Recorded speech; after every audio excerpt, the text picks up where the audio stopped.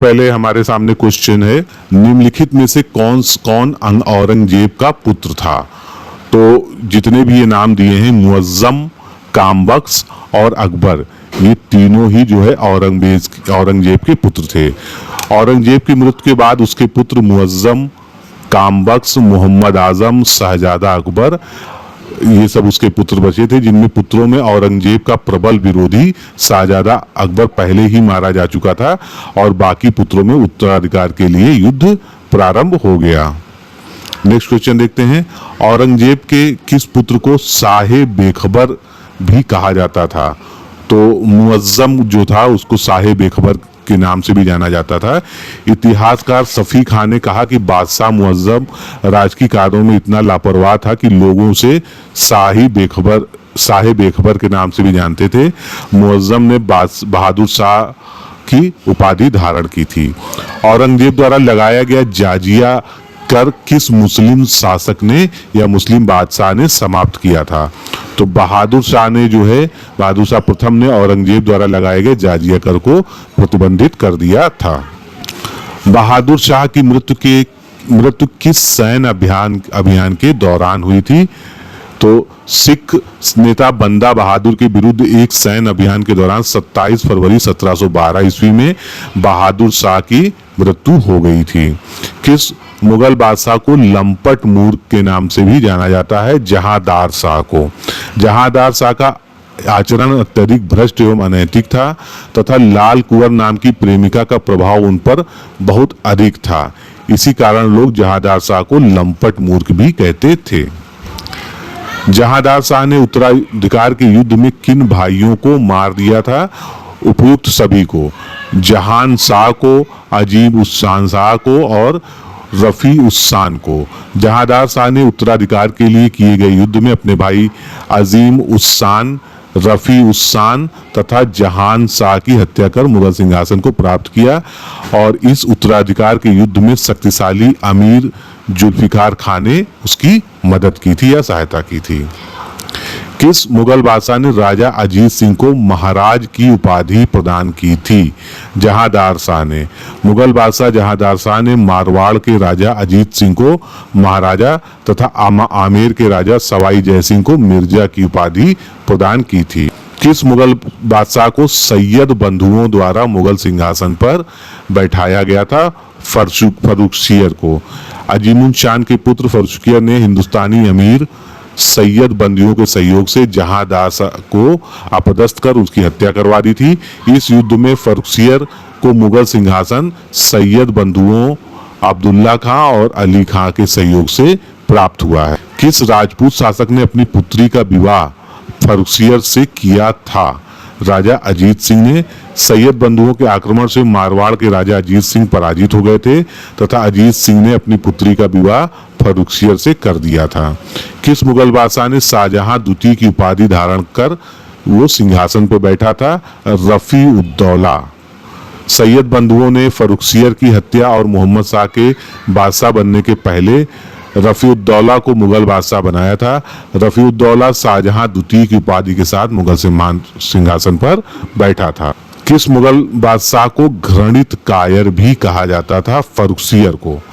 फर्रुखसियर को दुर्बल, कायर और निंदनीय होने के कारण घृणित कायर की संज्ञा दी जाती थी।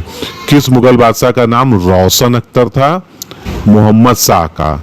सैयद बंधुओं के सहयोग से रोशन अख्तर को सितंबर 1719 ईस्वी में मोहम्मद शाह की उपाधि के साथ मुगल सिंहासन पर बैठाया गया था। मोहम्मद शाह ने फतेह चंद को जगत सेठ की उपाधि भी प्रदान की थी। नादिर शाह के किस मुगल बादशाह के शासनकाल में भारत पर आक्रमण किया था। तो नादिर शाह ने मोहम्मद शाह के समय में भारत पर आक्रमण किया था।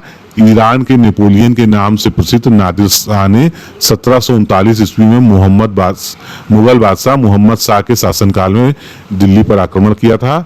वह दिल्ली में 57 दिन तक रहा तथा शाहजहां द्वारा निर्मित मुगल राज सिंहासन तख्ते ताऊस अपने साथ ले गया। किस मुगल बादशाह ने शासनकाल में बंगाल, अवध और हैदराबाद ने अपने को स्वतंत्र राज्य घोषित कर लिया था। मोहम्मद शाह के समय में। मोहम्मद शाह मुगल बादशाह मोहम्मद शाह के शासनकाल में बंगाल में मुर्शीद कुली खान ने, अवध में सादत ने तथा हैदराबाद में निजामुल मुल्क ने, भरतपुर तथा मथुरा में बदन सिंह और फर्रुखाबाद में बंगस नवाबों ने अपनी स्वतंत्र सत्ता की स्थापना कर ली थी। यानी जो मुस्लिम आधिपत्य, मुगल आधिपत्य था, उसको इन्होंने छोड़ दिया था। अहमद शाह अब्दाली ने कब भारत पर आक्रमण किया था? 1748 में मुगल बादशाह मोहम्मद शाह के ही शासनकाल में नादिर शाह के उत्तराधिकारी अहमद शाह अब्दाली ने भारत पर 1748 ईस्वी में आक्रमण कर दिया था। निम्नलिखित में से किसे दुर्रे दुरानी के नाम से जाना जाता है? अहमद शाह अब्दाली को। अहमद शाह अब्दाली को दुर्रे दुरानी, जिसका हिंदी में क्या अर्थ निकलता है, युग का मोती कहा गया है। नादिर शाह ने उसके लिए कहा था, अब्दाले जैसे चरित्र का व्यक्ति सारे हिंदुस्तान, ईरान, तुरान में नहीं देखा। किस मुगल बादशाह को रंगीला की उपाधि दी जाती थी, यानी रंगीला कहा जाता था? तो मोहम्मद शाह को जो है, मोहम्मद शाह का अधिक समय हरम तथा हिजड़ों में बिताने के कारण, उसके असंगत तथा भोग विलासी आचरण के कारण उसे रंगीला शाह के नाम से जाना जाता था। निम्नलिखित में से किसे आलमगीर द्वितीय के नाम से मुगल बादशाह बनाया गया था? अजीजुद्दीन को। वजीर इमादुल मुल्क ने मराठों के सहयोग से 2 जून 1754 ईस्वी में अहमद शाह को अपदस्थ करके अजीजुद्दीन को आलमगीर द्वितीय की उपाधि के साथ बादशाह बनाया था। ये बादशाह इमादुल मुल्क का कठपुतली शासक था। किस मुगल बादशाह के शासनकाल में प्लासी का युद्ध हुआ था? इंपॉर्टेंट फैक्ट है ये। तो आलमगीर द्वितीय, आलमगीर द्वितीय के शासनकाल में सन 1757 में प्लासी का युद्ध हुआ था। किस मुगल बादशाह के शासनकाल में अंग्रेजों ने दिल्ली पर अधिकार कर लिया था? शाह आलम द्वितीय के, जिसका भी डिस्क्रिप्शन हम लोगों ने पहले भी देखा था। तो 1780 में रूहेला सरदार गुलाम कादिर ने शाह आलम द्वितीय को अंधा कर दिया था और शाह आलम द्वितीय के समय में ही 1803 ईस्वी में दिल्ली पर अंग्रेजों ने अधिकार कर लिया था तथा 1806 में शाह आलम द्वितीय की हत्या कर दी गई थी। अंग्रेजों के संरक्षण में बनने वाला प्रथम बादशाह कौन था? जो है तो अकबर द्वितीय। अंग्रेजों के संरक्षण में बनने वाला पहला मुगल बादशाह अकबर द्वितीय था, जिसका शासन जो है 1806 से 1837 ईस्वी तक था। उसके समय में बादशाहत मात्र लाल किले तक ही सीमित रह गई थी। किस मुगल बादशाह ने राजा राम मोहन राय को इंग्लैंड भेजा था? अकबर द्वितीय ने। अकबर द्वितीय ने राजा राम मोहन राय को अपनी पेंशन बंधवाने के लिए इंग्लैंड भेजा था, जहां पर ब्रिस्टल इंग्लैंड में राजा राम मोहन राय की मृत्यु हो गई थी। कौन सा मुगल बादशाह एक प्रमुख शायर भी था? तो बहादुर शाह द्वितीय जो है, जिनको बहादुर शाह जफर के नाम से भी जानते हैं, वो एक प्रसिद्ध शायर भी थे। 1837 ईस्वी में अकबर द्वितीय की मृत्यु के बाद बहादुर शाह द्वितीय, जो 1837 से 62 ईस्वी तक जो है काबिज रहे, अंतिम मुगल बादशाह हुआ और बहादुर शाह द्वितीय को ही जफर नाम से शायरी भी लिखा करते थे। किस मुगल बादशाह की मृत्यु भारत की सीमा से बाहर हुई थी? बहादुर शाह जफर की। बहादुर शाह जफर ने 1857 के विद्रोह में विद्रोहियों का साथ देने के कारण अंग्रेज सरकार ने इन्हें गिरफ्तार करके रंगून, जो वर्तमान म्यांमार में है, वहां निर्वासित कर दिया था, जहां 1862 ईस्वी में अंतिम मुगल सम्राट की मृत्यु हो गई थी। मुगल साम्राज्य के पतन के बारे में किस इतिहासकार ने कहा है कि जब स्वर्ण को ही जंग लग गया तो लोहा क्या करेगा? ये यदुनाथ सरकार द्वारा लिखा गया है अपनी पुस्तक में। किस मुगल बादशाह के समय में बक्सर का युद्ध हुआ था? बक्सर का युद्ध शाह आलम द्वितीय के समय में हुआ था। 1764 ईस्वी में शाह आलम द्वितीय के समय में बक्सर का युद्ध अंग्रेज तथा बंगाल के अपदस्थ नवाब मीर कासिम तथा अवध के नवाब शुजाउद्दौला के बीच में हुआ था। बक्सर के युद्ध में पराजित होने के बाद बादशाह शाह आलम द्वितीय को 1765 में इलाहाबाद की संधि करनी पड़ी थी, जिसके बाद कई वर्षों तक इलाहाबाद में अंग्रेजों का पेंशन याफ्ता बनकर उनको रहना पड़ा था। निम्नलिखित में से कौन सा कथन असत्य है? अहमद शाह के समय राजमाता उधमबाई का प्रशासनिक कार्यों में हस्तक्षेप था, तो ये जो है सत्य है कथन। बालाजी बाजीराव ने पेंशन भोगी शाह आलम द्वितीय को दिल्ली के मुगल सिंहासन में बैठाया था, ये कथन इसमें गलत है, इसकी व्याख्या आगे देखेंगे। सैयद बंधुओं को मुगल काल में शासक निर्माता किंग मेकर की उपाधि प्राप्त थी, बिल्कुल सही बात है, क्योंकि उन्होंने 3 से 4 जो है मुगल बादशाहों को अपने संरक्षण से जो है मुगल बादशाह बनाया था। और अहमद शाह अब्दाली ने अपने द्वारा जीते गए भारतीय प्रदेशों की सूबेदारी रूहेला सरदार नजीबुद्दौला को सौंप दिया था। तो इस तरह से ए, बी और डी कथन सही है, सी गलत है। तो सी के बारे में देखते हैं। मराठा सरदार महादजी सिंधिया ने 1772 ईस्वी में पेंशन भोगी शाह आलम द्वितीय को एक बार फिर से राजधानी दिल्ली के मुगल सिंहासन पर बैठाला था। फरवरी 1739 ईस्वी में मुगल बादशाह और नादिर शाह के मध्य युद्ध कहां पर हुआ था? करनाल में हुआ था। ईरान के शासक नादिर शाह पेशावर मार्ग से करनाल पहुंचा और मुगल बादशाह मोहम्मद शाह भी अपनी सेना लेकर करनाल पहुंचा। इन दोनों के मध्य 24 फरवरी 1739 को करनाल में ही युद्ध हुआ, जिसको करनाल के युद्ध के नाम से भी जाना जाता है। अहमद शाह ने 1748 ईस्वी में सफदरगंज को किस पद पर नियुक्त किया था? तो साम्राज्य का वजीर बनाया था। 1748 में अहमद शाह ने अवध के सूबेदार सफदरजंग को अपनी वजीर यानी प्रधानमंत्री बनाया था और इसने हिजड़ों के सरदार जावेद खां को नवाब बहादुर की उपाधि भी प्रदान की थी। किस मुगल बादशाह ने अंग्रेजों को दस्तक प्रदान किया था? शाह आलम द्वितीय ने। मुगल सम्राट फर्रुखियत ने 1717 ईस्वी में अंग्रेजों को मुफ्त व्यापार के लिए एक परमिट जारी किया था, जिसको दस्तक नाम से जाना जाता था। इस दस्तक के तहत अंग्रेज व्यापारी दो तरह से लाभ कमाते थे। एक तो बिना चुंगी दिए व्यापार करते थे और दूसरी ओर ये दस्तक अपने भारतीय मित्रों को बेच भी दिया करते थे। सिराजुद्दौला ने किस वर्ष कासिम बाजार पर अधिकार कर लिया था? तो 1756 ईस्वी में सिराजुद्दौला ने मई 1756 ईस्वी में कासिम बाजार पर आक्रमण कर उसे अधिकार कर लिया था तथा जून 1756 ईस्वी में ही कलकत्ता पर भी अधिकार कर लिया था। ब्लैक होल त्रासदी या ब्लैक होल घटना जो है ये कब घटी थी? 1756 में घटी थी। इसके बारे में आपने सुना भी होगा। सिराजुद्दौला ने 20 जून 1756 को बंदी बनाए गए 146 अंग्रेजों को एक अंधेरे कमरे में जो 18 फीट लंबा तथा 14 फीट चौड़ा था में बंद कर दिया था। इसमें सुबह केवल 23 अंग्रेज ही जीवित बचे थे। इस घटना को ब्लैक होल की घटना कहा जाता है। अंग्रेजों और सिराजुद्दौला के मध्य अलीनगर की संधि कब हुई थी? 1757 में हुई थी। ईस्ट इंडिया कंपनी और बंगाल के नवाब सिराजुद्दौला के मध्य 9 फरवरी 1757 को अलीनगर की संधि हुई थी।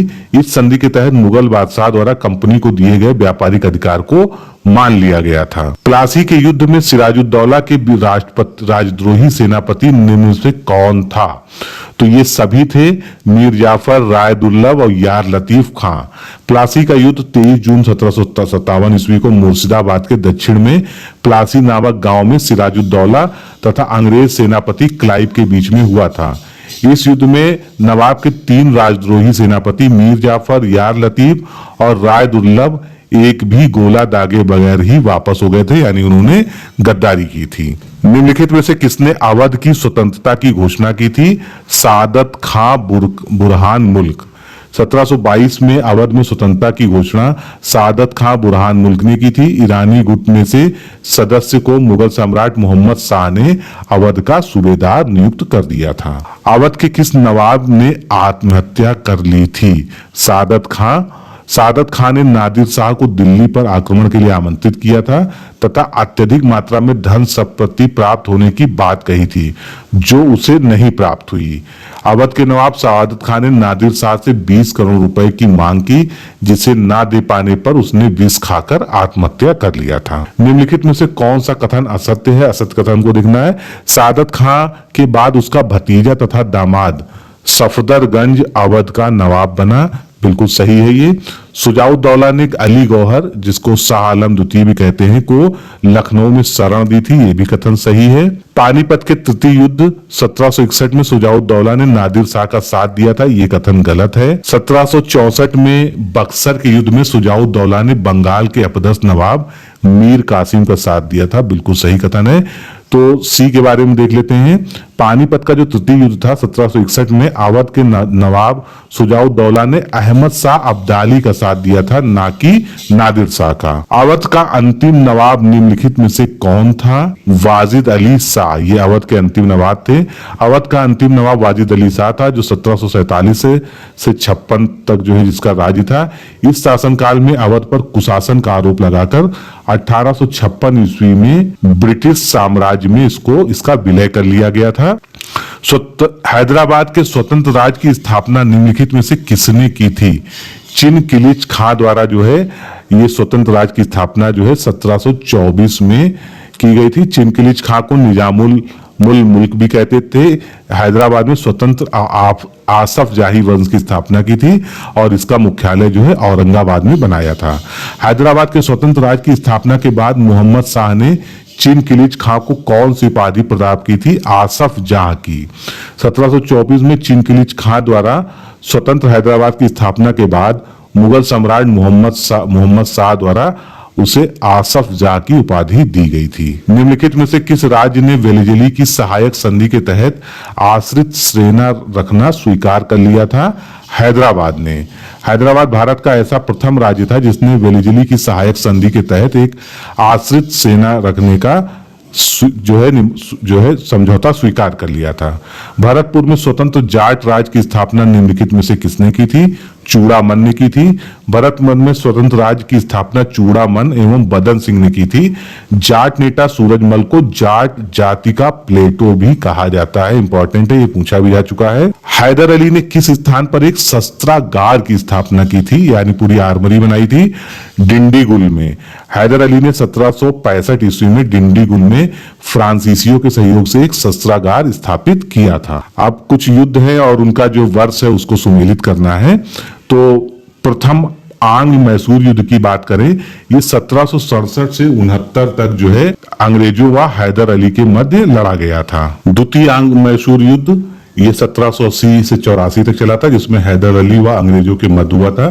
प्रथम आंग्ल मराठा युद्ध 1775 से 1782 ईस्वी में मराठा व अंग्रेजों के मध्य, तथा द्वितीय आंग्ल मराठा युद्ध 1803 से 1806 तक अंग्रेजों व मराठों के मध्य। अगला क्वेश्चन देखते हैं, तृतीय आंग्ल मैसूर युद्ध किस गवर्नर जनरल के कार्यकाल में हुआ था? तो कॉर्नवालिस के कार्यकाल में हुआ था। अब हम और भी जो है युद्धों के गवर्नर जनरल जो प्राय जो पूछे जाते हैं मिलान में, तो प्रथम आंग्ल मैसूर युद्ध जो हुआ था वॉरेन हेस्टिंग्स के नेतृत्व में हुआ था। द्वितीय आंग्ल मैसूर युद्ध वॉरेन हेस्टिंग्स के नेतृत्व में भी हुआ था। तृतीय आंग्ल मैसूर युद्ध लॉर्ड कॉर्नवालिस के नेतृत्व में हुआ था और चतुर्थ आंग्ल मैसूर युद्ध वेलिजली के नेतृत्व में हुआ था। मद्रास की संधि किस आंग्ल मैसूर युद्ध के समय हुई थी? यानी आंग्ल मैसूर युद्ध जो हुआ था वो इसकी जो है मद्रास की संधि से अंत हुआ था। तो प्रथम आंग्ल मैसूर युद्ध जो हुआ था उसकी जो है अंत जो है मद्रास की संधि से हुआ था। हैदर अली ने अंग्रेजों को युद्ध में सबक सिखाने के लिए मराठे तथा निजाम से संधि कर एक संयुक्त मोर्चा बनाया था। बाद में निजाम अंग्रेजों की तरफ हो गए थे। 1769 ईस्वी में हैदर अली ने अंग्रेजों को परास्त किया तथा अंग्रेजों ने हैदर अली की शर्तों पर मद्रास की संधि कर ली थी। किस आंग्ल मैसूर युद्ध के दौरान हैदर अली की मृत्यु हो गई थी? द्वितीय आंग्ल मैसूर युद्ध में हैदर अली जो है मारा गया था। 1782 ईस्वी में एक बार फिर द्वितीय आंग्ल मैसूर युद्ध में हैदर अली ने अंग्रेजों को युद्ध में परास्त किया, लेकिन युद्ध में घायल हो जाने की वजह से 7 दिसंबर 1982 को हैदर अली की मृत्यु हो गई थी और उसका पुत्र टीपू सुल्तान ने द्वितीय आंग्ल मैसूर युद्ध जारी रखा। अंततः 1784 में दोनों पक्षों के मध्य जो है बैंगलोर की संधि हुई थी। मंगलौर की संधि टीपू सुल्तान के साथ निम्नलिखित में से किसने की थी? लॉर्ड मैकार्टनी ने की थी। गवर्नर जनरल वॉरेन हेस्टिंग्स के शासनकाल में टीपू सुल्तान के साथ मंगलौर की संधि 1784 ईस्वी में लॉर्ड मैकार्टनी ने की थी। किस गवर्नर जनरल ने तृतीय आंग्ल मैसूर युद्ध के दौरान कहा था कि बिना अपने मित्रों को शक्तिशाली बनाए हमने अपने शत्रु को पंगा बना दिया? कॉर्नवालिस ने कहा था ऐसा। गवर्नर जनरल लॉर्ड कॉर्नवालिस ने तृतीय आंग्ल मैसूर युद्ध जो 1790 से 92 ईस्वी तक चला था में के बारे में कहा था कि बिना अपने मित्रों को शक्तिशाली बनाए हमने अपने शत्रु को कुचल दिया है। टीपू सुल्तान ने निम्नलिखित में से किस स्थान पर स्वतंत्रता का वृक्ष लगवाया था? इंपॉर्टेंट क्वेश्चन है, आ भी चुका है। तो ये श्रीरंगपट्टनम में जो है लगवाया गया था। टीपू सुल्तान फ्रांसीसी क्रांति से प्रभावित था जिसने अपनी प्रशासनिक व्यवस्था में पाश्चात्य प्रशासनिक व्यवस्था का मिश्रण किया। टीपू ने अपनी राजधानी श्रीरंगपट्टनम में फ्रांस और मैसूर की मित्रता का प्रतीक स्वतंत्रता का वृक्ष लगाया था। निम्नलिखित में से कौन सा कथन असत्य है? टीपू सुल्तान ने कोई भी सुल्तान की उपाधि धारण नहीं की थी, ये कथन गलत है। टीपू ने फ्रांसीसी क्रांति से प्रभावित होकर श्रीरंगपट्टनम में जैकोबिक क्लब की स्थापना की थी, ये सही है। टीपू ने श्रृंगेरी के जगतगुरु शंकराचार्य के सम्मान में मंदिरों का पुनर्निर्माण कराया था, ये भी कथन सत्य है।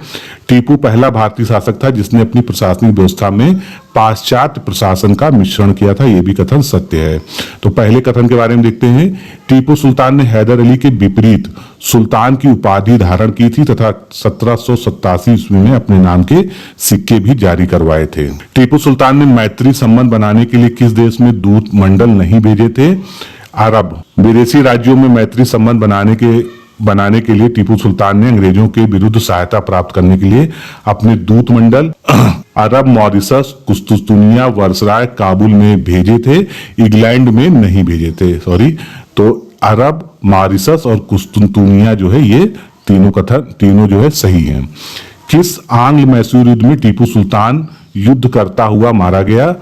तो चतुर्थ आंग्ल मैसूर युद्ध जो हुआ था, चतुर्थ आंग्ल मैसूर युद्ध में अंग्रेजों ने निजाम और मराठों से युद्ध में प्राप्त लाभ को 3 बराबर बांटों में भागने की शर्त पर समझौता किया तथा 4 मई 1799 ईस्वी में टीपू सुल्तान पर आक्रमण किया। टीपू ने इस संयुक्त सेना का बहादुरी से मुकाबला किया परंतु पराजित होकर वो मारा गया। किस गवर्नर जनरल को मार्क्विश की उपाधि प्राप्त हुई थी? वेलेजली को। आयरलैंड के लॉर्ड समाज ने मैसूर जीतने की खुशी में वेलेजली को मार्क्विश की उपाधि प्रदान की थी। टीपू सुल्तान ने किस वर्ष अंग्रेजों से श्रीरंगपट्टनम की संधि की थी? 1792 ईस्वी में। अंग्रेजों ने टीपू सुल्तान के साथ 1792 ईस्वी में श्रीरंगपट्टनम की संधि की थी। इस संधि के तहत टीपू सुल्तान को अपने राज्य का आधा भाग अंग्रेजों को और उनके सहयोगियों को देना पड़ा तथा युद्ध के हार जाने के रुपए में टीपू को 3 करोड़ रुपए भी देने पड़े थे। किस सिख गुरु ने खालसा पंथ की स्थापना की थी? तो गुरु गोविंद सिंह जो 10वें अंतिम गुरु थे, उन्होंने 1699 में खालसा पंथ की स्थापना की थी, जिसके तहत सिखों को विशिष्ट वेशभूषा केस, कंघा, कृपाण, कड़ा और कच्छ जो है आदि धारण करना होता था। निम्नलिखित में से बंदा बहादुर का बचपन का नाम क्या था? बंदा बहादुर का बचपन का नाम लक्ष्मण देव था। अंतिम गुरु गोविंद सिंह की मृत्यु के बाद गुरुओं की परंपरा समाप्त हो गई। उनके शिष्य बंदा बहादुर ने सिखों का नेतृत्व संभाला। बंदा बहादुर के बचपन का नाम लक्ष्मण देव था। बंदा बहादुर को लोग सच्चा पातशाह या सच्चा बादशाह के नाम से जानते हैं। सिखों ने अपने राज्य में कब राखी प्रथा शुरू की थी? बहुत इंपॉर्टेंट क्वेश्चन है। 1753 में अफगान आक्रमण तथा मुगल सूबेदारों के अत्याचार कारण खालसा ने अपने राज्य में अव्यवस्था की स्थिति समाप्त करने के लिए 1753 ईस्वी में राखी प्रथा का आरंभ किया था। इस प्रथा के अंतर्गत प्रत्येक गांव से उपज का 1/5 भाग लेकर खालसा उसकी सुरक्षा का प्रबंध करता था। इस प्रणाली द्वारा ही सिखों में राजनीतिक शक्ति के रूप में एकीकरण हुआ। तो इसमें कितनी उपज का भाग होता है? 1/5। ये भी क्वेश्चन पूछा जा चुका है। नेक्स्ट क्वेश्चन देखते हैं। जस्सा सिंह के नेतृत्व में दल खालसा कितने मिसलों में विभक्त था? 12 मिसलों में विभक्त था। जस्सा सिंह के नेतृत्व में दल खालसा 12 स्वतंत्र मिसल या जत्थों में विभाजित था। आप इनके मिसल और उनके संस्थापक जो है इनके बारे में भी देखते हैं। तो आहलूवालिया मिसल है, इसके संस्थापकों में जस्सा सिंह थे। सुकरचकिया में चरत सिंहपुरिया मिसल में नवाब कपूर सिंह, भंगी मिसल में छज्जा सिंह, फुलकिया मिसल में संधू जाट चौधरी, रामगढ़िया मिसल में जस्सा राम सिंगड़िया, कन्हैया मिसल में जय सिंह, शहीदी मिसल में बाबा दीप सिंह, नकी मिसल हीरा सिंह, बुलेवालिया मिसल गुलाब सिंह, निशान वालिया मिसल सरदार संगत सिंह, करोड़ सिंधिया मिसल भगेत सिंह। तो ये इसके 12 मिसल और उनके संस्थापकों के नाम थे। आधुनिक पंजाब के निर्माण का श्रेय किस मिसल को दिया जाता है? तो सुकरचकिया मिसल को दिया जाता है। आधुनिक पंजाब के निर्माण का श्रेय सुकरचकिया मिसल को दिया जाता है। इस मिसल में राजा रणजीत सिंह का जन्म हुआ था। रणजीत सिंह ने किस नगर में अपनी राजधानी बसाई थी? लाहौर में। 1799 से 1805 के बीच में रणजीत सिंह ने भंगी मिसल के अधिकार से लाहौर तथा अमृतसर को छीनकर लाहौर में अपनी राजधानी बनाई थी। रणजीत सिंह ने लॉर्ड मिंटो के दूध मेटकॉफ से अमृतसर की संधि किस बार की थी? इंपॉर्टेंट है ये। 1809 ईस्वी में की थी। रणजीत सिंह ने 1809 ईस्वी में अंग्रेज विरोध तथा विरोधी सिख राज्यों के भय के कारण लॉर्ड मिंटो के दूत चार्ल्स मैक्टाफ के साथ अमृतसर की संधि की थी। इस संधि के द्वारा रणजीत सिंह ने सतलज नदी के पूर्वी तट पर विस्तार को सीमित कर दिया तथा उत्तर में राज विस्तार की उसको छूट मिल गई। राजा रणजीत सिंह को कोहिनूर हीरा किसने भेंट किया था? शाह शुजा ने भेंट किया था। राजा रणजीत सिंह को शाह शुजा, जो अफगानी शासक था, ने ही विश्व प्रसिद्ध कोहिनूर हीरा प्राप्त हुआ था, जिसे नादिर शाह दिल्ली के लाल किले से जीतकर ले गया था। रणजीत सिंह की स्थायी सेना का नाम निम्नलिखित में से क्या था? फौजे आइन सॉरी। राजा रणजीत सिंह की स्थायी सेना का नाम फौजे आइन के नाम से जाना जाता है। उस समय उसका स्थान एशिया में दूसरे स्थान पर था। निम्नलिखित में से रणजीत सिंह का वित्त मंत्री कौन था? तो दीनानाथ जो है रणजीत सिंह के सबसे शक्तिशाली वित्त मंत्री दीनानाथ वित्त मंत्री के पद पर नियुक्त हुए थे। निम्नलिखित में से किसने रणजीत सिंह की तुलना नेपोलियन बोनापार्ट से की थी? विक्टर जैक्विनिके नामक फ्रांसीसी ने रणजीत सिंह के छोटे पैमाने पर बोनापार्ट कहा था। किस गवर्नर जनरल के शासनकाल में प्रथम आंग्ल सिख युद्ध हुआ था? लॉर्ड हार्डिंग के समय में प्रथम आंग्ल सिख युद्ध 1845-1846 के समय में अंग्रेज सेना ने लाहौर पर अधिकार कर लिया था। इस युद्ध में जनरल हार्डिंग के समय में हुआ था और इस युद्ध के समय भारत का प्रधान सेनापति लॉर्ड गफ था। निम्नलिखित में से कौन सा स्थान लाहौर की संधि 1846 में नहीं था? तो सी जो है इसका ऑप्शन जो है, सिख सेना को बढ़ाकर 80,000 तथा 20,000 घुड़सवारों तक सीमित किया जाए, ये लाहौर की संधि के बारे में सत्य कथन नहीं है। सत्य कथन कौन कौन से हैं? सिखों ने सतलज की नदी के दक्षिण ओर के सभी प्रदेश अंग्रेजों को सौंप दिए थे, ये सही है। लाहौर पर 1.5 करोड़ रुपए का युद्ध हर्जाना लगाया था, ये भी सही है। लाहौर में एक ब्रिटिश रेजिडेंट नियुक्त किया गया था, ये भी सही है। लाहौर की संधि 8 मार्च 1846 ईस्वी को हुई थी। इस संधि के तहत सिख सेना ने कटौती कर 20,000 पैदल सेना और 12,000 घुड़सवारों तक अपनी सेना को सीमित कर दिया था। अंग्रेजों ने कश्मीर को कितने रुपए में बेच दिया था? तो इसका सही आंसर है 50,000 रुपए में। अंग्रेजों ने लाहौर के आकार को सीमित करने के उद्देश्य से कश्मीर को 50,000 रुपए में राजा गुलाब सिंह को बेच दिया था। निम्नलिखित में से कौन सा कथन असत्य है? तो असत्य कथन देखना है इसमें से। द्वितीय आंग्ल सिख युद्ध 1848 से 49 के मध्य हुआ था, बिल्कुल सही कथन है। द्वितीय आंग्ल सिख युद्ध के समय गवर्नर जनरल लॉर्ड हार्डिंग थे, ये कथन गलत है क्योंकि इसमें कौन था?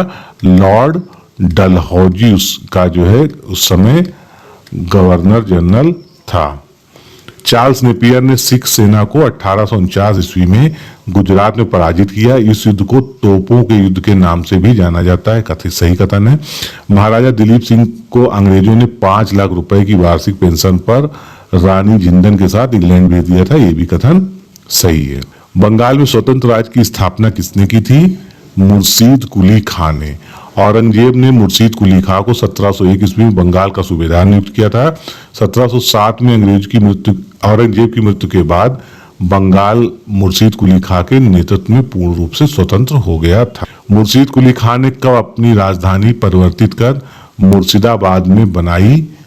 1704 ईस्वी में। 1704 ईस्वी में मुर्शीद कुली खां ने बंगाल की राजधानी ढाका से हटाकर मुर्शिदाबाद में स्थानांतरित कर ली थी।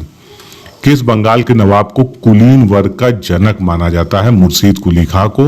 मुर्शीद कुली खां ने बंगाल में नई भू राजस्व व्यवस्था के अंतर्गत किसानों को तकावी ऋण प्रदान किया तथा बंगाल में इजारेदार प्रथा को भी बढ़ावा दिया। मुर्शीद कुली खां को बंगाल में नई जमींदारी प्रथा पर आधारित कुलीन वर्ग का जनक माना जाता है। इससे बंगाल में व्यापार को बढ़ावा मिला। गिरिया के युद्ध में विजय प्राप्त करने के बाद बंगाल का अगला नवाब कौन बना था? अलीवर्दी खां। 1740 ईस्वी में गिरिया के युद्ध में अलीवर्दी खां सरफराज खां को परास्त कर बंगाल का अगला नवाब बना। इसका कार्यकाल जो था 1740 से 1756 ईस्वी तक था। निम्नलिखित में से किस बंगाल के नवाब ने यूरोपियों की तुलना मधुमक्खी से की थी? अलीवर्दी खां ने। अलीवर्दी खां ने यूरोपियों के बारे में कहा, यदि उन्हें ना छेड़ा जाए तो वो शहद देंगी और यदि छेड़ा जाए तो काट काट कर मार डालेंगी। नेक्स्ट क्वेश्चन देखते हैं। किस बंगाल के नवाब के लिए शासन फूलों का सेज नहीं बल्कि कांटों का सेज साबित हुआ? नवाब सिराजुद्दौला के लिए ऐसा हुआ था। अली वर्दी खां की मृत्यु के बाद उसका नाती सिराजुद्दौला बंगाल का अगला नवाब बना, जिसके लिए शासन फूलों का सेज नहीं अपितु कांटों का सेज साबित हुआ। सिराजुद्दौला के प्रमुख प्रतिद्वंदी निम्नलिखित में से कौन थे? तो शौकत जंग, घसीटी बेगम और मीर जाफर, ये सभी उसके प्रमुख प्रतिद्वंदी थे। सिराजुद्दौला के राजगद्दी के प्रमुख प्रतिद्वंदियों में प्रमुख थे पूर्णिया के नवाब शौकत जंग, जो चचेरा भाई था, सिराजुद्दौला की मौसी घसीटी बेगम तथा उसका सेनापति मीर जाफर, जो अली वर्दी खां का दामाद था। सिराजुद्दौला ने मीर जाफर के स्थान पर किसे सेनापति नियुक्त किया? इंपॉर्टेंट क्वेश्चन है, 2-3 बार पूछा जा चुका है। मीर मदन को। सिराजुद्दौला ने अपने विरोधियों को दमन करने के लिए अपने सेनापति मीर जाफर को हटाकर उसके स्थान पर मीर दमन को नियुक्त किया था। मनहारी का युद्ध कब हुआ था? मनहारी का युद्ध 1756 में हुआ था। सिराजुद्दौला ने पूर्णिया के शौकत जंग के दमन हेतु प्रस्थान किया। 1756 में मनिहारी के युद्ध में सिराज ने शौकत जंग को पराजित कर उसकी हत्या कर दी। मनिहारी का युद्ध कब हुआ था? मनिहारी का युद्ध जो है 1756 ईस्वी में हुआ था, जिसका जिक्र पिछले भी क्वेश्चन में था। सिराजुद्दौला ने पूर्णिया के शौकत जंग के दमन हेतु प्रस्थान किया और 1756 में मनिहारी के युद्ध में सिराज ने शौकत जंग को पराजित कर उसकी हत्या कर दी थी। निम्नलिखित में से किस एक इतिहासकार ने प्लासी के युद्ध को एक धोखा कहा था? के.एम. पनिक्कर ने। इतिहासकार के.एम. पनिक्कर के अनुसार प्लासी का युद्ध एक सौदा था जिसमें बंगाल के धनी लोगों और मीर जाफर के नवाब को अंग्रेजों को बेच दिया था। यदुनाथ सरकार, जो एक प्रसिद्ध इतिहासकार थे, ने किस युद्ध के बाद कहा कि भारत में मध्यकालीन युग का अंत हो गया है? तो प्लासी का जो युद्ध हुआ था 1757 में, उसके बाद जो है इनका ये कथन था। प्लासी के युद्ध बाद यदुनाथ सरकार ने कहा कि 23 जून 1757 ईस्वी को भारत में मध्यकालीन युग का अंत हो गया और आधुनिक युग का शुभारंभ हो गया है। किस बंगाल के नवाब ने अंग्रेजों को 24 परगना की जमींदारी पुरस्कार में दी थी? मीर जाफर द्वारा दिया गया था। मीर जाफर ने बंगाल की नवाबी प्राप्त करने के उपलक्ष्य में कंपनी को 24 परगना की जमींदारी पुरस्कार स्वरूप दी थी। किस बंगाल के नवाब को कर्नल क्लाइव का गीदड़ कहा जाता था? मीर जाफर को ही कहा जाता था। अंग्रेज सरकार के खर्च पर दिन प्रतिदिन हो रही वृद्धि और उसे वहन न कर पाने के कारण मीर जाफर ने अपने दामाद मीर कासिम के पक्ष में अक्टूबर 1760 ईस्वी में सिंहासन को त्याग दिया था। मुर्शिदाबाद में मीर जाफर को कर्नल क्लाइव का गीदड़ भी कहा गया। किस वर्ष को बंगाल की दूसरी क्रांति के रूप में जाना जाता है? इंपॉर्टेंट क्वेश्चन है ये। 1760। बेंसीटाट और मीर कासिम के बीच 27 सितंबर 1760 को एक गुप्त संधि हुई थी कि वर्धमान, मिदनापुर और चटगांव की जिम्मेदारी कंपनी को सौंपकर मीर कासिम नवाब सूबेदार के रूप में बंगाल में वास्तविक सत्ता का प्रयोग करे तथा मीर जाफर पद पर बना रहे, लेकिन मीर जाफर को यह व्यवस्था स्वीकार नहीं थी। इस घटना को ही बंगाल की दूसरी क्रांति के नाम से जाना जाता है। नेक्स्ट क्वेश्चन देखते हैं। मीर कासिम ने नवाब बनते ही अपनी राजधानी परिवर्तित करके कहां बनाई थी?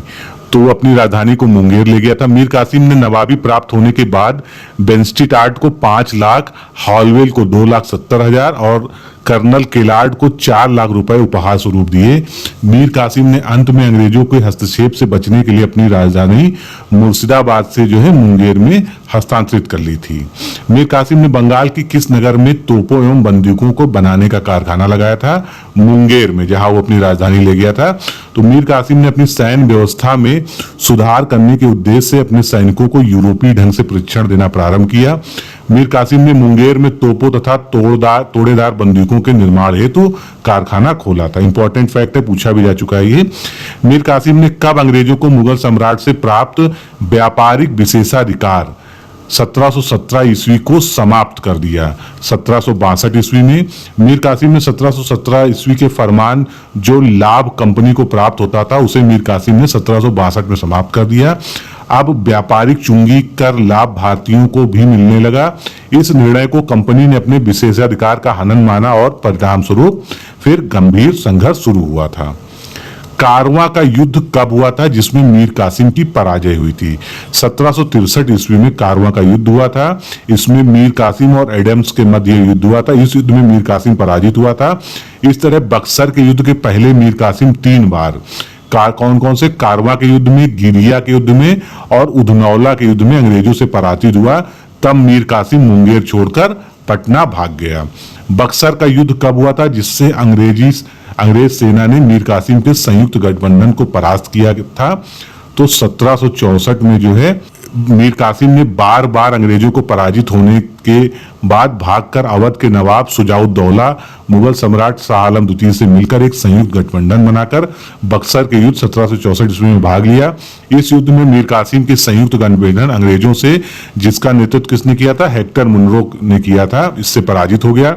कुछ इतिहासकार मानते हैं कि शाह आलम द्वितीय गुप्त रूप से अंग्रेजों से मिला हुआ था। निम्नलिखित में से कौन सा बंगाल का अंतिम नवाब था? तो मुबारक उद्दौला। बंगाल का अंतिम नवाब मुबारक उद्दौला 1770 से 75 ईस्वी था। कलकत्ता में एक सर्वोच्च न्यायालय के न्यायाधीश ने मुबारक उद्दौला के बारे में कहा था कि यह बेताल या छाया पुरुष घास फूस का आदमी है। जब 1770 ईस्वी में बंगाल का भयंकर अकाल पड़ा, उस समय बंगाल का गवर्नर कौन था? कार्टियर था। द्वैत शासन के समय 1760 ईस्वी में बंगाल में भयंकर अकाल पड़ा जिसमें करीब 1 करोड़ लोग भुखमरी के कारण मारे गए। उस समय बंगाल का गवर्नर कार्टियर था। 62 नंबर क्वेश्चन देखते हैं। द्वैत शासन का जनक निम्नलिखित में से किसे माना जाता है? कई बार क्वेश्चन आ चुका है। लियो कार्टिस को माना जाता है। द्वैत शासन की शुरुआत बंगाल में 1765 ईस्वी से मानी जाती है। इसके अंतर्गत कंपनी के दीवानी और निजामत के कार्यों का निष्पादन भारतीयों के माध्यम से करती थी, लेकिन वास्तविक शक्ति कंपनी के पास ही होती थी। कंपनी और नवाब दोनों द्वारा प्रशासन की व्यवस्था को ही बंगाल में द्वैध शासन कहा जाता था। इस व्यवस्था के जन्मदाता लियो कार्टियस थे। तो द्वैध शासन का मतलब यह है कि व्यापारिक अधिकार और प्रशासनिक अधिकार ये दोनों अलग अलग थे। व्यापारिक अधिकार जो है ये अंग्रेजों के पास थे और जो प्रशासनिक अधिकार थे, मतलब शासन सत्ता चलाने का अधिकार, ये नवाब के पास था बंगाल के। तो इसी को जो है द्वैध शासन कहा गया उस काल में। तो अब ये जो है इसके बाद हम लोग अब स्टार्ट करते हैं। यूरोपीय काल में भारतीय अर्थव्यवस्था क्या थी? ये इंपॉर्टेंट, बहुत चैप्टर ही बहुत इंपॉर्टेंट है ये। भारत में ब्रिटिश उपनिवेश की नींव किस युद्ध के बाद पड़ी? प्लासी के युद्ध के बाद। प्लासी का युद्ध कब हुआ था? 1757 में हुआ था, जिसके बाद भारत में ब्रिटिश उपनिवेश की नींव पड़ी, जिसका प्रारंभिक उद्देश्य यहाँ के उन संसाधनों को कब्जे में लेना था जिससे कि कच्चा माल प्राप्त कर इंग्लैंड के बाजारों में बेचा जा सके। किस गवर्नर जनरल में बंगाल में द्वैध शासन समाप्त करके इजेदारी व्यवस्था का शुभारंभ किया? Warren Hastings. Governor general Warren Hastings ने 1772 ईस्वी में बंगाल में द्वैध शासन व्यवस्था को समाप्त कर इजारेदारी व्यवस्था का सूत्रपात किया। इस व्यवस्था के अंतर्गत जिले के भूक्षेत्र से राजस्व वसूली की जिम्मेदारी कंपनियों से सौंपती थी, जो सबसे अधिक बोली लगाता था। यह व्यवस्था 5 वर्ष के लिए प्राप्त होती थी। स्थायी बंदोबस्त प्रथा के अंतर्गत ब्रिटिश भारत का कितने प्रतिशत भूभाग आता था? 19% भूभाग जो है स्थायी बंदोबस्त के अंतर्गत आता था। इस व्यवस्था के अंतर्गत कंपनी को आय का एक निश्चित हिस्सा तय हो जाता था, जिसका फसल नष्ट होने पर भी कोई प्रभाव नहीं पड़ता था। स्थायी बंदोबस्त की व्यवस्था भारत के किन राज्यों में लागू की गई थी? सभी राज्यों में, बंगाल, उड़ीसा और बिहार में। तो बंगाल, बिहार, उड़ीसा, उत्तर प्रदेश के वाराणसी और उत्तरी कर्नाटक क्षेत्रों में स्थायी बंदोबस्त की व्यवस्था लागू हुई थी। रैयतवाड़ी व्यवस्था का जन्मदाता कौन माना जाता है? Thomas Munro. कई बार क्वेश्चन आ चुका है ये। सर्वप्रथम 1792 ईस्वी में थॉमस मुनरो व कैप्टन रीड ने रैयतवाड़ी व्यवस्था को तमिलनाडु के 12 महल जिले में लागू किया था। यह व्यवस्था बाद में मद्रास, बंबई, पूर्वी बंगाल और असम के कुछ हिस्सों में लागू की गई। रैयतवाड़ी व्यवस्था के अंतर्गत ब्रिटिश भारत में कितने प्रतिशत भाग आता था? 51%। यानी ये जो है ब्रिटिश भारत में जो है सर्वाधिक पॉपुलर थी। तो रैयतवाड़ी व्यवस्था के अंतर्गत ब्रिटिश भारत का 51% भूभाग आता था। इस व्यवस्था के अंतर्गत कृषक ही भू का स्वामी होता था, जो सीधे कंपनी को कुल भूमि उपज का 55% से लेके 33% तक के बीच का लगान कंपनी को अदा करती थी। यानी कहीं पर 55% भी था, कहीं पर 33% था। ये एक रेंज है, इसके बीच में ही जो है लगान वसूला जाता था। महलवाड़ी व्यवस्था के अंतर्गत ब्रिटिश भारत का कितने प्रतिशत भाग आता था? 58%, जो 51% से भी अधिक है। तो महलवाड़ी व्यवस्था के अंतर्गत भारत का 30% भाग आता था। ये गलती होगी पढ़ने में। तो यह व्यवस्था भारत के आगरा, अवध, मध्य प्रांत, पंजाब के कुछ हिस्सों में लागू थी। इस व्यवस्था में भू राजस्व का निर्धारण महल या समूचे ग्राम के उत्पादन के आधार पर किया जाता था। यानी कुछ गांवों को या कुछ गांवों के समूहों को महल या महाल टर्म दिया जाता था और इसीलिए इस व्यवस्था का नाम महालवाड़ी या महलवाड़ी व्यवस्था रखा गया। किस चार्टर अधिनियम के अंतर्गत कंपनी के व्यापारिक अधिकार को समाप्त कर दिया गया है? 1813 का जो चार्टर अधिनियम था उसके अंतर्गत यूरोपीय व्यापार बंद होने के कारण कंपनी के व्यापारिक अधिकार को समाप्त करने के लिए ये चार्टर लाया गया था। इसके द्वारा कंपनी के भारतीय व्यापार के एकाधिकार को समाप्त कर दिया गया, लेकिन उसका चीनी तथा चाय के व्यापार पर एकाधिकार चलता रहा 1833 के अधिनियम तक। भारत में रेलवे लाइन का सर्वाधिक विकास किस गवर्नर जनरल के शासनकाल में हुआ? लॉर्ड कर्जन के शासनकाल में। भारत में अंग्रेजों द्वारा रेल निर्माण का मुख्य उद्देश्य भारत से के कच्चे माल को देश के अंदर के हिस्सों से बंदरगाहों तक ले जाना था। प्रथम रेल लाइन बंबई से थाने के बीच में 1853 ईस्वी में गवर्नर जनरल लॉर्ड डलहौजी के शासनकाल में शुरू हुई थी, जबकि भारत में सर्वाधिक रेलवे लाइन का विस्तार लॉर्ड कर्जन के कार्यकाल में हुआ था। निम्नलिखित में से कौन सा कथन असत्य है? तो हमको असत्य कथन देखना है। भारत में पहली जूट मिल की स्थापना 1955 में सूरत में की गई थी, ये कथन गलत है। भारत के सिरसा नामक स्थान पर पहली जूट मिल 1855 में स्थापित की गई थी। बाकी कथन देख लेते हैं जो सही हैं। भारत में सूती वस्त्र का प्रथम मिल 1853 में बंबई में कावसजी नाना भाई के प्रयासों से शुरू हुआ था। टाटा आयरन कंपनी, जिसको टिस्को कहते हैं अब, की स्थापना 1907 में हुई थी। कार्ल मार्क्स ने भारतीय रेल को आधुनिक युग का अग्रदूत कहा था। तो ये सारे कथन सही हैं। भारत के प्रथम राष्ट्रवादी नेता कौन थे जिन्होंने सबसे पहले प्रति व्यक्ति आय का पता लगाया था? दादा भाई नौरोजी। दादा भाई नौरोजी प्रति व्यक्ति आय का अनुमान लगाने वाले पहले भारतीय राष्ट्रवादी नेता हैं। दादा भाई नौरोजी ने 2 मई 1867 को लंदन में आयोजित ईस्ट इंडिया एसोसिएशन की बैठक में अपने पत्र के शीर्षक इंग्लैंड्स डेब्ट टू इंडिया में धन के बहिर्गमन का सिद्धांत प्रस्तुत किया था। दादा भाई नौरोजी ने अपनी किस पुस्तक में धन के बहिर्गमन का सिद्धांत प्रस्तुत किया गया था? तो उस पुस्तक का नाम था poverty and un-British rule in India, और इन्होंने जो है इसको जो है धन निकासी को अनिष्टों का अनिष्ट की संज्ञा दी गई थी। ये भी क्वेश्चन 2-3 बार आ चुका है। राष्ट्रीय आय का प्रथम वैज्ञानिक आकलन निम्नलिखित में से किसके द्वारा किया गया था? डॉक्टर VKRV राव द्वारा किया गया था। प्रथम भारतीय डॉक्टर VKRV राव, जिन्हें राष्ट्रीय आय का प्रथम वैज्ञानिक आकलन किया था। निम्नलिखित में से इकोनॉमिक हिस्ट्री ऑफ इंडिया नामक पुस्तक किसने लिखी थी? रमेश चंद्र दत्त ने लिखी थी। रमेश चंद्र दत्त की पुस्तक इकोनॉमिक हिस्ट्री ऑफ इंडिया को भारत के आर्थिक इतिहास पर पहली प्रसिद्ध पुस्तक माना जाता है। कांग्रेस के किस अधिवेशन में सर्वप्रथम धन निष्कासन के सिद्धांत को स्वीकार किया गया था? कलकत्ता अधिवेशन 1896 में सर्वप्रथम धन निष्कासन के सिद्धांत को स्वीकार किया गया था। इस अधिवेशन में बंकिम चंद्र चटर्जी द्वारा पहली बार राष्ट्रीय गीत यानी वंदे मातरम का गायन भी किया गया था। किस अंग्रेज द्वारा कहा गया कि हमारी व्यवस्था बहुत कुछ स्पंज की तरह काम आती है, जिसके जरिए गंगा तट से सारी अच्छी चीजों को सोखकर टेम्स नदी में निचोड़ दिया जाता है? तो ये कथन है जॉन सुलिवान का, जिन्होंने ये कहा था। इसको हमको सुमेलित करना है, किसने कौन सी व्यवस्थाएं शुरू की थी? तो जोनाथन डंकन, इन्होंने बनारस का स्थायी बंदोबस्त प्रारंभ किया था। टॉमस मुनरो द्वारा रैयतवाड़ी बंदोबस्त प्रारंभ किया गया था।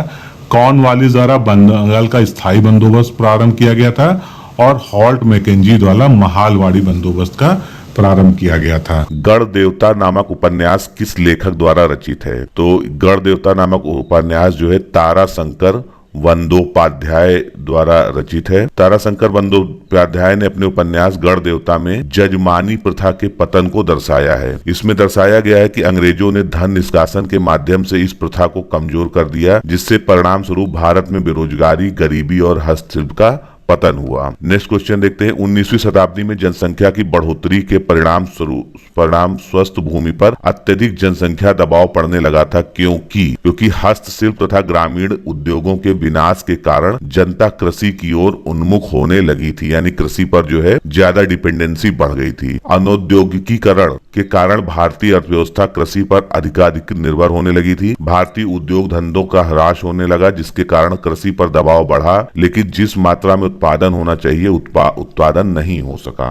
फिर हमको दो सूचियों को सुमेलित करना है जिसमें उनके वर्ष और संबंधित अधिनियम कौन कौन से लागू किए गए ये देखना है। तो इसको सुमेलित से ही देख लेते हैं सीधे। अवध किराया कानून यानी अवध टेनेंसी एक्ट जो है 1921 में लागू किया गया। अवध काश्तकारी अधिनियम 1926 का है। यूपी काश्तकारी अधिनियम 1936 में प्रारंभ हुआ और बम्बई लघु संपत्ति धारक राहत अधिनियम ये 1938 का जो है एक्ट है। नेक्स्ट क्वेश्चन देखते हैं। The Indian currency Fowler machine, इनको हमको जो है क्रम से व्यवस्थित करना है। तो किस कालक्रम में क्या क्या आया था? तो सबसे पहले आया था the Indian currency Fowler commission 1898 में। उसके बाद the royal commission Chamberlain on Indian finance currency 1913 में। The imperial bank of India 1921 में और the reserve bank of India 1935 में। नेक्स्ट क्वेश्चन में भी सुमेलन करना है तो उसको देख लेते हैं।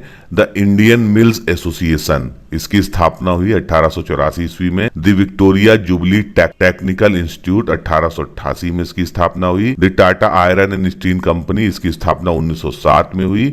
द इंडियन इंडस्ट्रियल कमीशन ये 1918 में गठित हुआ। निम्नलिखित युग्मों में से कौन सा सही सुमेलित नहीं है? तो रैयतवाड़ी बंदोबस्त जो है ये मद्रास में लागू था, बिल्कुल सही है ये। तालुकेदारी बंदोबस्त ये मुंबई में नहीं था, मुंबई में रैयतवाड़ी बंदोबस्त था, तो इस तरह से जो है बी गलत है। उसके बाद स्थायी बंदोबस्त बंगाल में था और महालवाड़ी बंदोबस्त जो है पश्चिमी प्रांत में था। नेक्स्ट क्वेश्चन देखते हैं। निम्नलिखित में से कौन सा एक सही सुमेलित नहीं है? तो ये हमको देखना है। Bengal iron and steel company, इसकी स्थापना हुई थी 1889 में। Tata iron and steel company 1907 में स्थापना हुई थी। कटनी सीमेंट कंपनी ये 1925 में ना स्थापित होकर 1915 में स्थापित हुई थी, यही पर ये गलत है। और Tata hydro electric power supply company 1910 ईस्वी में प्रारंभ हुई थी। निम्नलिखित में से ब्रिटिश अफसरों पर विचार कीजिए और इनमें कौन मालगुजारी व्यवस्था से संबंधित है? तो इसमें जो है जॉन सोर और मैकनॉटन तो जॉन सोर और जेम्स ग्रांट जो है ये मालगुजारी व्यवस्था से संबंधित है। कार्निवालिस के शासनकाल में मालगुजारी व्यवस्था के तहत राजस्व वसूली बोर्ड के सदस्यों में से जेम्स ग्रांट और जॉन सोर भी थे। व्हिटले कमीशन का संबंध निम्नलिखित में से किससे था? कई बार क्वेश्चन पूछा जा चुका है। श्रम यानी लेबर से था।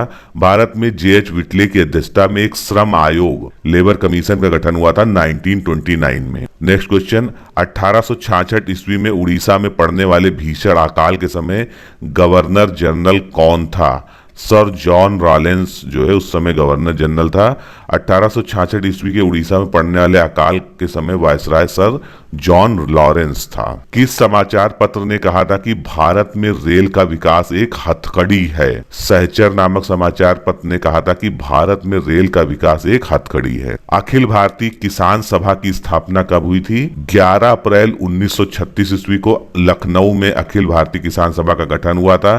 स्वामी सहजानंद सरस्वती ने इस सभा की अध्यक्षता की तथा NG रंगा ने इस सभा का महासचिव उनको बनाया गया था। निम्नलिखित में से किसने कहा था कि ब्रिटिश भारत में रेलवे की उपयोगिता नहीं है, यह दूसरे की पत्नी को अलंकृत करने जैसा है? बाल गंगाधर तिलक का ये कथन है। बाल गंगाधर तिलक ने अंग्रेजों पर टिप्पणी करते हुए कहा था कि ब्रिटिश भारत में रेलवे की कोई उपयोगिता नहीं है, यह दूसरे की पत्नी को अलंकृत करने जैसा है। नेक्स्ट क्वेश्चन देखते हैं। 1793 ईस्वी को स्थायी भूमि व्यवस्था के द्वारा भू स्वामित्व का अधिकार किसको दे दिया गया था? जमींदारों को। 1793 ईस्वी में लॉर्ड कॉर्नवालिस ने बंगाल और बिहार में स्थायी भूमिकर व्यवस्था, इसको स्थायी बंदोबस्त के नाम से भी जानते हैं, लागू की थी।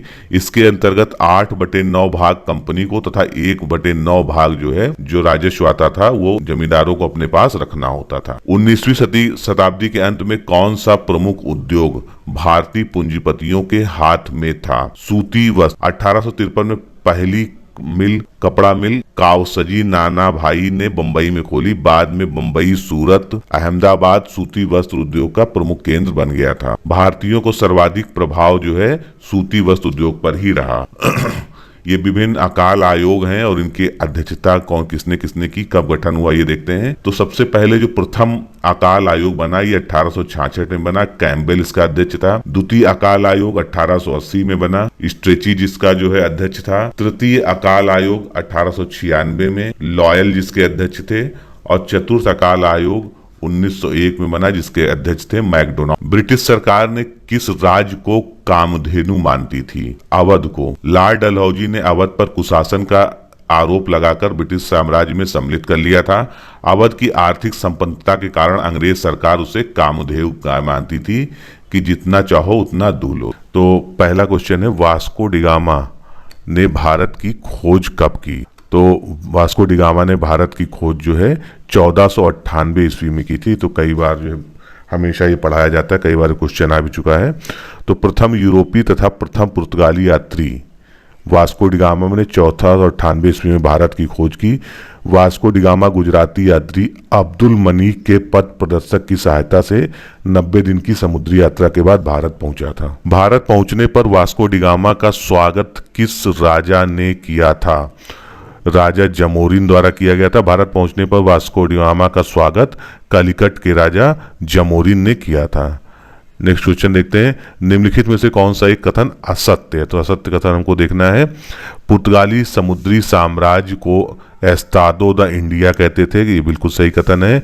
वास्को डिगामा ने भारत में काली मिर्च के व्यापार से 60 गुना अधिक मुनाफा कमाया था, ये भी कथन सत्य है। भारत आने वाला दूसरा पुर्तगाली यात्री फ्रांसिस्को डी अल्मीडा था, ये गलत है। 1508 में अल्मीडा ने टर्की, गुजरात, मिस्र की संयुक्त सेना को पराजित कर द्वीप पे अधिकार कर लिया था, ये कथन सही है।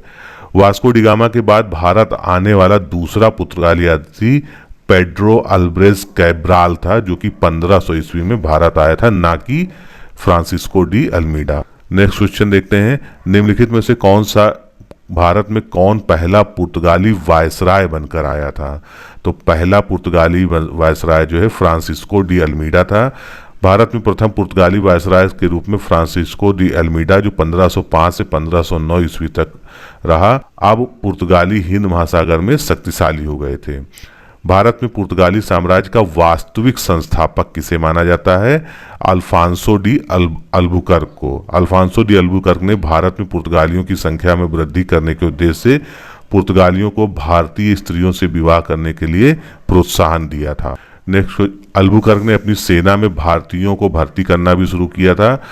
अल्फांसो डी अल्बुकर्क को भारत में पुर्तगाली साम्राज्य का वास्तविक संस्थापक माना जाता है। पुर्तगालियों ने अपना पहला दुर्ग किस स्थान पर बनाया था?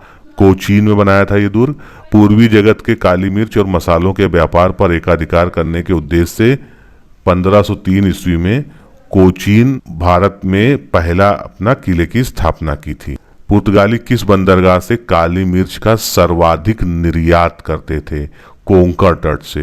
पुर्तगाली कोंकण तट से काली मिर्च तथा मालाबार तट से दालचीनी, अदरक, हल्दी, नील, चंदन का निर्यात करते थे। पुर्तगाली किस वर्ष तक गोवा दमन द्वीप पर शासन करते रहे? सबसे बाद तक 1961। पुर्तगाली गोवा दमन द्वीप पर 1961 ईस्वी तक शासन करते रहे। पुर्तगालियों से कौन सी चीज संबंधित नहीं है? तो ये देखना है। पुर्तगालियों के आगमन से भारत में तंबाकू की खेती प्रारंभ हुई, बिल्कुल सही कथन है। पुर्तगाली अपने साथ प्रिंटिंग प्रेस भी लाए थे, ये भी कथन सही है। सूरत में पुर्तगालियों ने पहला प्रिंटिंग प्रेस स्थापित किया था, ये कथन गलत है। पुर्तगालियों के साथ भारत में गोथिक स्थापत्य कला का आगमन हुआ था, ये कथन सही है। पुर्तगालियों ने भारत में प्रथम प्रिंटिंग प्रेस जो है 1556 ईस्वी में गोवा में स्थापित किया था, ना कि नासिक में। किस पुर्तगाली गवर्नर जनरल ने अपनी राजधानी गोवा में बनाई थी? Nuno da Cunha. Nuno da Cunha ने 1530 ईस्वी में पुर्तगालियों की राजधानी की भारत में कोचीन से हटाकर गोवा में बनाई थी। डच किस देश के निवासी थे? डच हॉलैंड के निवासी थे। हॉलैंड की संसद ने 1602 ईस्वी में डच ईस्ट इंडिया कंपनी की स्थापना की तथा उसे 21 वर्षों के लिए भारत और पूर्वी देशों के साथ व्यापार करने का अधिकार, जिसे चार्टर कहा जाता है, वो प्रदान किया। भारत में डचों ने पहला कारखाना कहाँ स्थापित किया था? कई बार क्वेश्चन आ चुका है। मुसलिनीपट्टम में। 1605 ईस्वी में डचों ने मुसलिनीपट्टम में प्रथम डच कारखाने की स्थापना की। उसके बाद कालीकट में 1610 में, सूरत में 1616 में और कोचीन में 1663 ईस्वी में कारखाने डचों द्वारा स्थापित किए गए। डच लोग भारत से किन वस्तुओं का निर्यात करते थे? नील, सूती वस्त्र और सोरा, उपरोक्त सभी वस्तुओं का जो है निर्यात करते थे। डचों द्वारा भारत से नील, सोरा, सूती वस्त्र का निर्यात किया जाता था। डच लोग मुसलनीपट्टम बंदरगाह से नील का निर्यात करते थे, जबकि डच भारत से मुख्य रूप से सूती कपड़ों का व्यापार करते। बंगाल में डचों ने पहली फैक्ट्री किस स्थान पर खोली थी? पीपली में। डचों ने बंगाल में प्रथम डच फैक्ट्री पीपली में स्थापित की थी। डचों ने गुस्ताउल नाम का किला किस स्थान पर बनाया था? चिंसुरा में बनाया था। 1665 ईस्वी में डचों ने चिंसुरा में अपना शक्तिशाली व्यापारिक केंद्र स्थापित किया था। यहीं पर डचों ने एक गुस्ताउल नाम का किले की स्थापना की थी। निम्नलिखित में से कौन सा कथन असत्य है? देखते हैं। पुर्तगालियों ने कार्ड्स और परमिट के बिना व्यापार को प्रतिबंधित कर दिया था। बिल्कुल सही कथन है ये। पुर्तगाली मलक्का तथा मनीला आदि पूर्वी एशियाई देशों से व्यापार के लिए नागपट्टनम बंदरगाह का प्रयोग करते थे। ये भी कथन सही है। पुर्तगालियों ने स्वर्ण निर्मित सिक्का पैगोडा का प्रचलन कराया था। ये कथन गलत है। 1632 ईस्वी में मुगल सम्राट शाहजहां ने पुर्तगालियों से हुगली को छीन लिया था। ये कथन सही है। डचों ने स्वर्ण निर्मित सिक्के का प्रचलन पुलिकट में कराया था, ना कि पुलिकट में कराया था, तो इस तरह से पुलिकट सही होगा। स्वर्ण निर्मित पैगोडा जो है ये गलत है। नेक्स्ट क्वेश्चन देखते हैं। 1759 ईस्वी में बेदरा का युद्ध किसके बीच हुआ था? कई बार क्वेश्चन पूछा जा चुका है। बेदरा का युद्ध जो है डच व अंग्रेजों के बीच हुआ था। बेदरा का युद्ध जो है 1759 ईस्वी में अंग्रेजों और डचों के बीच में हुआ था। इस युद्ध में अंग्रेजों ने अपनी नौसेना को श्रेष्ठता साबित करते हुए डचों को परास्त कर दिया और उनके व्यापारिक स्थानों पर कब्जा कर लिया। Next question. वर्ष 1613 ईस्वी में अंग्रेजी ईस्ट इंडिया कंपनी को कहां एक कारखाना या व्यापार स्थल स्थापित करने की अनुमति मिली थी? सूरत में मिली थी अनुमति। 16 फरवरी 1613 ईस्वी को जारी एक शाही फरमान द्वारा, जो जहांगीर की ओर से जारी किया गया था, अंग्रेजों को सूरत में व्यापारिक कोठी स्थापित करने तथा मुगल राज दरबार में एक एलची या जिसको राजदूत कहते हैं रखने की अनुमति प्राप्त हो गई थी। ईस्ट इंडिया कंपनी के किस अंग्रेज गवर्नर और औरंगजेब द्वारा भारत से निष्कासित कर दिया था? औरंगजेब द्वारा। Sir John child. औरंगजेब ने ईस्ट इंडिया कंपनी के अंग्रेज गवर्नर सर जॉन चाइल्ड को पराजित कर भारत से निष्कासित कर दिया था। Next question. अकबर के दरबार में आने वाला पहला अंग्रेज व्यक्ति कौन था? Rolf Finch. इंपॉर्टेंट क्वेश्चन है ये। रॉल्फ फिंच 1583 से 91 ईस्वी तक भारत में रहा। यह फतेहपुर सीकरी और आगरा अकबर के दरबार में पहुंचने वाला पहला अंग्रेज व्यापारी था।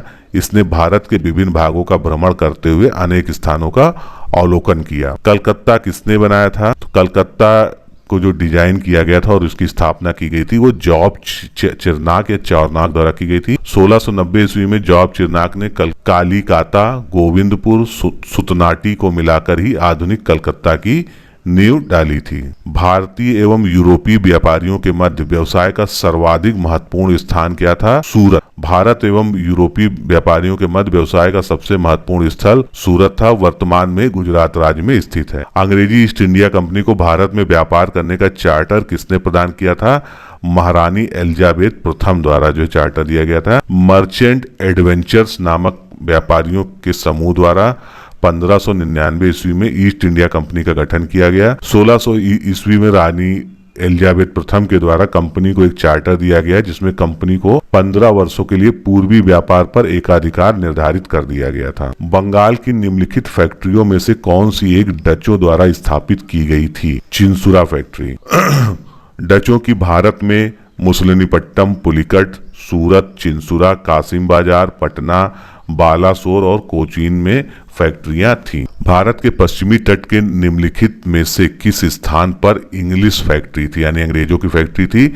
कन्नूर में। 17वीं व 18वीं प्रारंभिक शताब्दियों में इंडोनेशियाई द्वीप समूह में भारत अफीम के निर्यात पर किसका प्रभुत्व था? डच ईस्ट इंडिया कंपनी का प्रभुत्व था। दक्षिण पूर्व एशिया के मसाला बाजारों में सीधा प्रवेश करने हेतु 1602 ईस्वी में डचों ने डच ईस्ट इंडिया कंपनी की स्थापना की।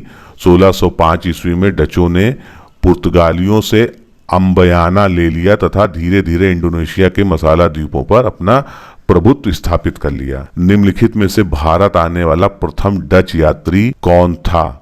कार्नेलियस ड हस्तमान, या कार्नेलियस डी हस्तमान भी इसको कहीं कहीं लिखते हैं। तो भारत आने वाला प्रथम डच नागरिक 1596 में कार्नेलियस द हस्तमान था। नेक्स्ट क्वेश्चन देखते हैं, निम्नलिखित यूरोपियों ने भारत में कब व्यापार केंद्र स्थापित किए, इसका हमको कालानुक्रम बताना है।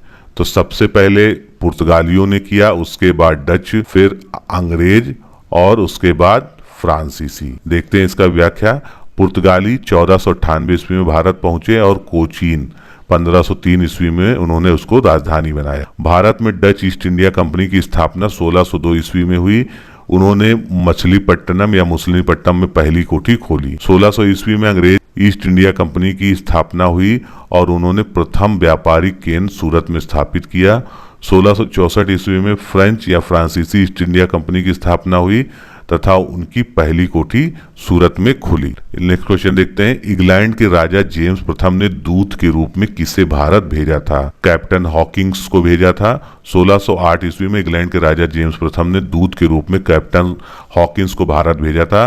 आगरा में जहांगीर से मिलने के बाद उसने जहांगीर को 400 का मनसब प्रदान किया था। अंग्रेजों ने दक्षिण भारत में अपना पहला कारखाना कहाँ स्थापित किया गया था? ध्यान दीजिएगा, इसमें दक्षिण भारत के बारे में पूछा है। तो दक्षिण भारत में मुसलिपट्टनम में सबसे पहले जो है अंग्रेजों ने अपना कारखाना स्थापित किया था 1611 ईस्वी में, और मुसलिपट्टनम के साथ साथ पेटापुली में भी कारखाना स्थापित किया था। तो आज का पहला क्वेश्चन है, अंग्रेजों ने पूर्वी तट पर पहला कारखाना कहां पर स्थापित किया था? यानी भारत का जो पूर्वी तट है उस पर पहला कारखाना बालासोर नामक स्थान पर स्थापित किया था। अंग्रेजों ने पूर्वी तट पर अपना पहला कारखाना 1633 ईस्वी में बालासोर और हरिहरपुर में स्थापित किया था। नेक्स्ट क्वेश्चन, निम्नलिखित में से कौन बंबई का संस्थापक था?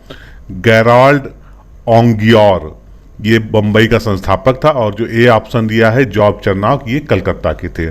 गेराल्ड ओंगियोर ही बंबई का वास्तविक संस्थापक था।